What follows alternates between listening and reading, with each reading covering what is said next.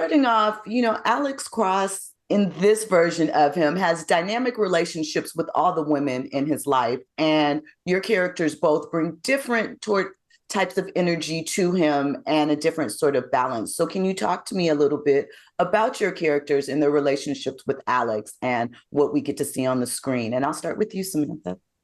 Sure, Jill. Thank you so much for this question. We have a lot of love for Ben Watkins and his writing room, and just the way that they have flushed out such beautiful, well-rounded, multidimensional, rich, complex, rooted female characters, especially just honored to play the role of El Montero and how that fits into building and upholding Alex Cross and setting a bar where it's calling him to a higher standard always because she knows he's capable. Because she's not just a love interest. That's the thing. Elle is this beautiful heart that this show needs, and she's part of the healing process for Alex. That's just how I experience it. I'm speaking on your behalf. Because and that's the thing. If she's the heart, then Kayla is more in the kind of cerebral part of his life, right? The work, the trying to solve the mystery, the case, finding the killer.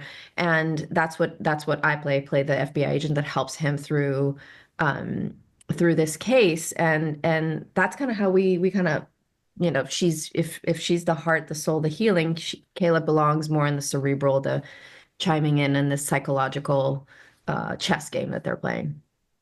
So this series, obviously, we know it's a beloved book series. We've had some films from it, and now we have this TV show. Can you talk to me about balancing, as actresses, the psychological tension with the character-driven aspects of the show? Because I feel like the characters, we get to know them rather quickly, but in a deeper way, sort of permeating. I don't know if I'm making sense, but I think That's okay.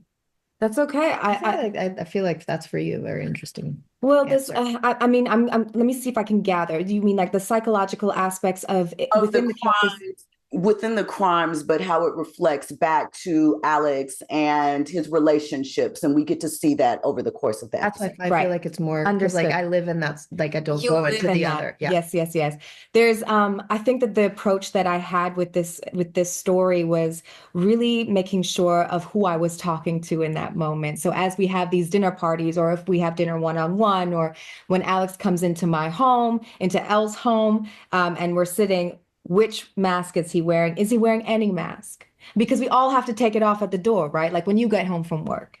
This is what we do. We de-shed everything that we put on to arm ourselves to be in the world and be successful. And then we're also imposed all the ones that society puts on us, depending on what kind of hair you have, what color you skin, So we all have to derobe when we get home. And so when Elle and Alex come back together, one of the things that was really interesting and more delicious for me to investigate as a storyteller, Samantha, was how Elle picks him apart and says, who are you now with me? Are you really the Alex from my childhood? Is this my friend?